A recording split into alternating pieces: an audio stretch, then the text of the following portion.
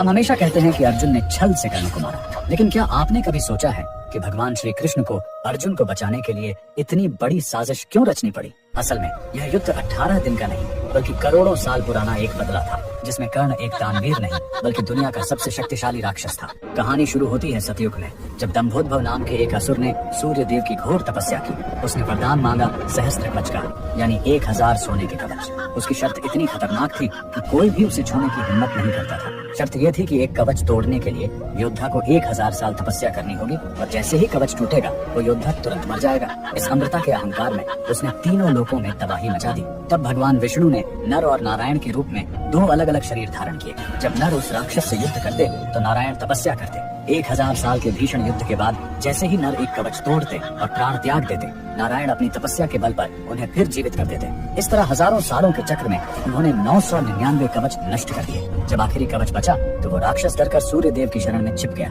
वही राक्षस द्वापर युग में कर्ण बनकर पैदा हुआ, जिसके पास जन्म से ही वो अंतिम कवच और कुंडल थे। इसीलिए नर और नारायण को फिर से अर्जुन और श्री कृष्ण बनकर आना पड़ा। लेकिन यहाँ एक खतरा था, अगर अर्जुन युद्ध में वो आखिरी कवच तोड़ते तो उनकी मौत तय थी। इसीलिए इंद्र को ब्राह्मण बनकर वो कवच दान में मांगना पड़ा, ताकि करोड़ों साल पुराना ये युद्ध बिना अर्जुन की जान लिए खत्म हो सके। तो कर्ण की दानवीरता केवल उसका स्वभाव नहीं बल्कि उसके पिछले जन्म के पापों का प्रायश्चित था। जो युद्ध सतयुग में शुरू हुआ उसका अंत कुरुक्षेत्र के मैदान में हुआ। कमेंट्स में जय श्री कृष्ण जरूर